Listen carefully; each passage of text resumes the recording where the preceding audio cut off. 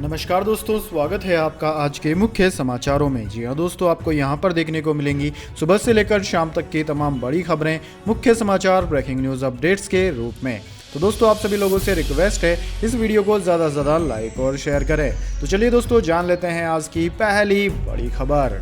गांधी जी ने अंग्रेजों को लिखा था you are thankful servant. Savarkar विवाद में फडणवीस का राहुल को जवाब।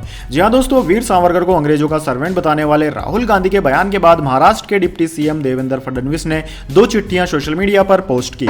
दावा किया जा रहा है कि ये चिट्ठियां महात्मा गांधी ने अंग्रेजी अफसर लॉर्ड चेम्सफोर्ड और ड्यूक ऑफ कनॉट को भेजी थी। इनमें से एक की आखिरी लाइन में लिखा है you are excellent obedient servant M K Gandhi. दूसरी चिट्ठी में आखिरी में लिखा है you are royal highness faithful servant M K Gandhi. दोस्तों, फडणवीस ने अपनी पोस्ट में राहुल गांधी के लिए लिखा है कि कल आपने मुझे एक पत्र की अंतिम पंक्तियां पढ़ने को कहा था। चलो अब कुछ दस्तावेज आज मैं आपको पढ़ने देता हूं। हम सबके आदरणीय महात्मा गांधी जी का यह पत्र आपने पढ़ा है। क्या वैसी ही अंतिम पंक्तियां इसमें मौजूद है जो आप मुझे पढ़वाना चाहते हैं?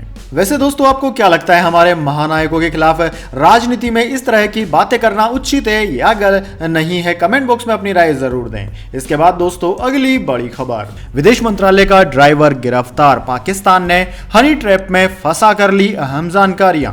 जी हां दोस्तों, नई दिल्ली से चौंकाने वाली खबर सामने आई है। पुलिस ने शुक्रवार को विदेश मंत्रालय यानी कि MEA में काम कर रहे एक ड्राइवर को गिरफ्तार किया है। आरोप है कि यह ड्राइवर गोपनीय और संवेदनशील जानकारियां पाकिस्तान भेजता था। जानकारी के मुताबिक पुलिस ने आरोपी की गिरफ्तारी के लिए सुरक्षा एजेंसियों की भी मदद ली। बताया जा रहा है कि आरोपी ड्राइवर को पाकिस्तान की खुफिया एजेंसी ISI ने हनी ट्रैप में फंसाया है। जानकारी के मुताबिक इस ड्राइवर की गिरफ्तारी के बाद अब पुलिस और सुरक्षा एजेंसियों के कान खड़े हो गए हैं। दोनों अब यह जांच करने में लगी हैं कि क्या विदेश मंत्रालय में काम करने वाले और भी लोग इस मामले में शामिल हैं। दोस्तों, आपकी जानकारी के लिए बता दें, उच्च पदों पर तैनात अधिकारियों को अक्सर पाकिस्तान हनी ट्रैप में फंसाता है, लेकिन इस बार उसने किसी ड्राइवर का इस्तेमाल किया है।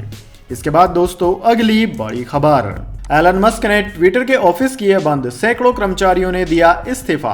जी हां दोस्तों, ट्विटर में फिलहाल सब कुछ ठीक नहीं चल रहा है। ट्विटर के नए मालिक और दुनिया के सबसे अमीर शख्स एलन मस्क ने कंपनी में कई बदलाव किए। अब ट्विटर ने कर्मचारियों से कहा है कि कंपनी के सभी ऑफिस अस्थायी रूप से बंद कर दिए गए हैं। ट्विटर चीफ एलन मस्क का कहना है कि जो कर्मचारी कंपनी के नए नियमों का पालन करने से इनकार करते हैं वे कंपनी छोड़ सकते हैं। ट्विटर ने अब अपने कार्यालयों को बंद कर दिया है और बेज एक्सेस को भी 21 नवंबर तक बंद कर दिया है। मस्क के नए फरमान के बाद सैकड़ों कर्मचारियों ने ट्विटर से इस्तीफा दे दिया। दरअसल दोस्तों, एलन मस्क ने हाल ही में ट्विटर के कर्मचारियों को 12 घंटे काम, वर्क फ्रॉम होम खत्म होने जैसे कई नियमों को लेकर ईमेल भेजा था। इसी आदेश के बाद बड़ी संख्या में कर्मचारियों ने ट्विटर छोड़ दिया। इसके बाद दोस्तों, अगली बड़ी खबर। हफ्ते में एक दिन केवल विपक्ष को मिले बोलने का मौका, सुचारू रूप से संसद चलाने के लिए शशि थरूर का सुझाव। जी हां दोस्तों, उपराष्ट्रपति जगदीप धनखड़ ने गुरुवार को विभागों से जुड़ी संसद की सभी स्थायी समितियों के अध्यक्षों के साथ बैठक की। बैठक में समितियों के कामकाज को बेहतर बनाने के साथ साथ संसद सत्रों को सुचारू रूप से चलाने को लेकर विचार विमर्श हुआ। मीटिंग में राधा मोहन सिंह, जगदम्बिका पाल, सुशील मोदी और अन्य नेताओं के साथ कांग्रेस नेता शशि थरूर भी मौजूद थे। थरूर रसायन और उर्वरक मंत्रालय से जुड़ी स्थायी समिति के अध्यक्ष भी हैं। उन्होंने सुझाव दिया कि सुचारू रूप से संसद चलाने के लिए हफ्ते में एक दिन केवल विपक्ष को बोलने का मौका मिलना चाहिए। वैसे दोस्तों, शशि थरूर की यह राय आपको कैसी लगती है? कमेंट बॉक्स में जरूर बताएं। इसके बाद दोस्तों, अगली बड़ी खबर। अरविंद केजरीवाल बोले बीजेपी के लिए आम आदमी पार्टी ही है चुनौती, इसलिए गुजरात और MCD के चुनाव साथ में करवाए। जी हां दोस्तों, आप संयोजक और दिल्ली के मुख्यमंत्री अरविंद केजरीवाल ने ABP न्यूज के साथ एक्सक्लूसिव बातचीत में आगामी चुनाव में आम आदमी पार्टी को भारी समर्थन मिलने का दावा किया। साथ ही उन्होंने बीजेपी पर जोरदार हमला भी बोला। केजरीवाल ने कहा कि गुजरात और MCD चुनाव दोनों हमारी प्राथमिकता हैं। हमें मुश्किल में डालने के लिए दोनों चुनाव साथ करवाए जा रहे हैं, लेकिन हमें जनता का भरपूर समर्थन मिल रहा है। अरविंद केजरीवाल ने कहा कि बीजेपी के लिए आम आदमी पार्टी ही चुनौती है। वो हमें दोनों जगह बांधना चाहते थे, इसलिए दोनों जगह साथ चुनाव करवाए जा रहे हैं। बीजेपी ने मुझे अभिमन्यु मानकर चक्रव्यूह रचा है, मुझे चक्रव्यूह से बाहर निकलना आता है। उन्होंने कहा कि हमारी साफ नीयत की वजह से जनता ने हमेशा हमारा साथ दिया है। इस बार भी दिल्ली नगर निगम और गुजरात विधानसभा चुनाव में हमारा एजेंडा लोगों को बहुत पसंद आ रहा है। इसके बाद दोस्तों, अगली बड़ी खबर। No money for terror, terror funding आतंकवाद से भी बड़ा खतरा, इसे धर्म से नहीं जोड़ें, सम्मेलन में गृह मंत्री अमित शाह ने कहा। जी हां दोस्तों, केंद्रीय गृह मंत्री अमित शाह ने शुक्रवार को काउंटर टेररिज्म फाइनेंसिंग पर तीसरे नो मनी नो टेरर मंत्री स्तरीय सम्मेलन में हिस्सा लिया। इस दौरान उन्होंने टेरर फंडिंग को आतंकवाद से बड़ा खतरा बताते हुए शुक्रवार को कहा कि इसे किसी धर्म, राष्ट्रीयता या समूह से नहीं जोड़ा जाना चाहिए। राजधानी स्थित एक होटल में आतंकवाद रोधी वित्त पोषण व आतंक के लिए कोई धन नहीं, नो मनी फॉर टेरर विषय पर आयोजित तीसरे मंत्री स्तरीय सम्मेलन को संबोधित करते हुए अमित शाह ने कहा कि आतंकवादी को संरक्षण देना आतंकवाद को बढ़ावा देने के बराबर है और यह सभी देशों की सामूहिक जिम्मेदारी है कि ऐसे तत्व तथा ऐसे देश अपने इरादों में कभी सफल न हो सकें। इसके बाद दोस्तों अगली बड़ी खबर, आमिर खान की बेटी आयरा खान की हुई सगाई, बॉयफ्रेंड नुपुर शिकरे के हाथ थामे दिखी मिस्टर परफेक्शनिस्ट की लाडली। जी हां दोस्तों, बॉलीवुड के एक्टर आमिर खान की लाडली बेटी आयरा खान ने लॉन्ग टाइम बॉयफ्रेंड नुपुर शिकरे के साथ 18 नवंबर को सगाई कर ली। अपनी एंगेजमेंट सेरेमनी में आयरा खान अपने मंगेतर नुपुर का हाथ थामे नजर आई। दोस्तों, एंगेजमेंट लुक में आयरा खान बेहद ही अच्छी लग रही थी। रेड गाउन में आयरा की रंगत खिली खिली नजर आ रही थी। दोस्तों, आपकी जानकारी के लिए बता दें, आयरा खान नुपुर शिकरे को काफी समय से डेट कर रही है, वे उनके जिम ट्रेनर भी हैं। इसके बाद दोस्तों अगली बड़ी खबर, राहुल गांधी को उड़ाने की धमकी, इंदौर में एक संदिग्ध हिरासत में, इसी के नाम से आई थी चिट्ठी।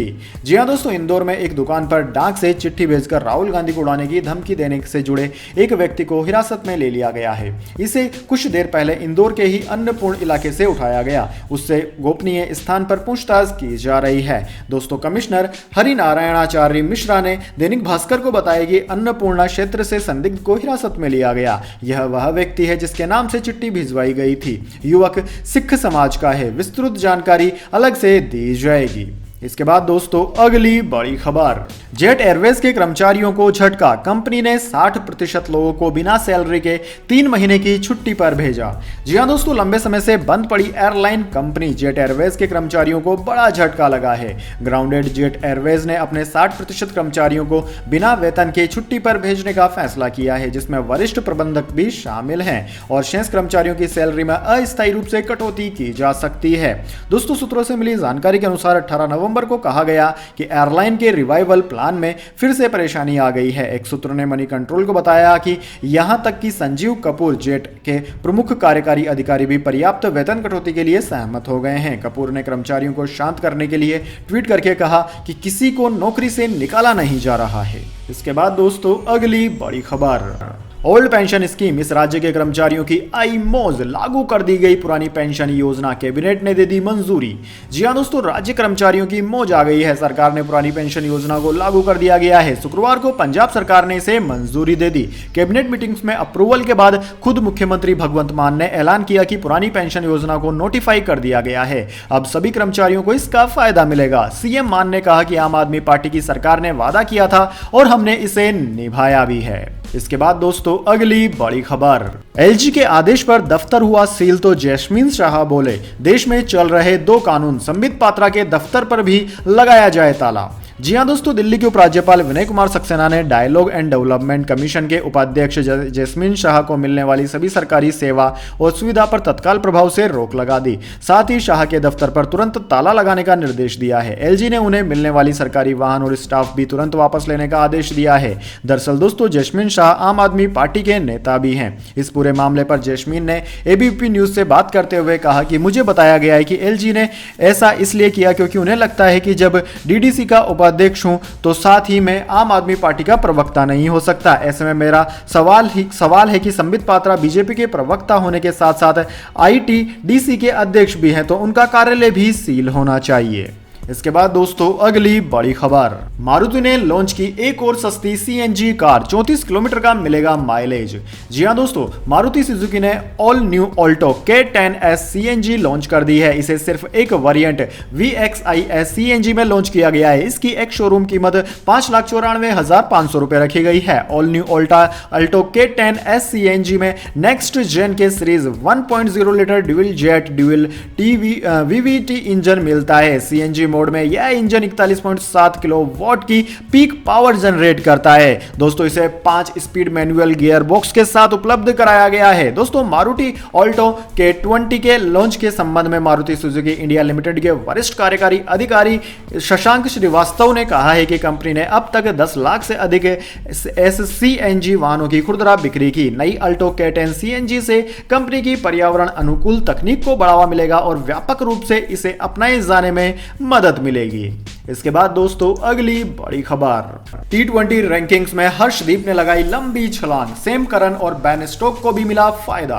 जी हां दोस्तों, T20 वर्ल्ड कप 2022 में भारतीय टीम तेज गेंदबाज हर्षदीप सिंह ने खासा प्रभावित किया। इस खिलाड़ी ने पूरे टूर्नामेंट में 10 विकेट अपने नाम किए। बहरहाल Harshdeep Singh T20 world cup rankings में 22वें स्थान पर आ गए हैं। वहीं इसके सैम करन समेत बाकी कई अन्य खिलाड़ियों को ICC रैंकिंग में बड़ा फायदा हुआ है। दोस्तों इंग्लैंड के allrounder Sam Curran T20 world cup 2022 के प्लेयर ऑफ द टूर्नामेंट रहे। इसके अलावा इस ऑलराउंडर को पाकिस्तान के खिलाफ फाइनल मैच में प्लेयर ऑफ द मैच भी चुना गया। सैम करन को शानदार गेंदबाजी के कारण 11 पायदान का फायदा हुआ, जबकि पाकिस्तान के तेज गेंदबाज शाहीन अफरीदी ने भी ICC रैंकिंग्स में छलांग लगाई। ICC रैंकिंग्स में शाहीन शाह अफरीदी 18वें पायदान पर आ चुके हैं। वह इससे पहले 39वें नंबर पर थे। वहीं दोस्तों ऑलराउंडर की रैंकिंग्स में धनंजय डिसिल्वा और बेन स्टोक्स को फायदा हुआ है।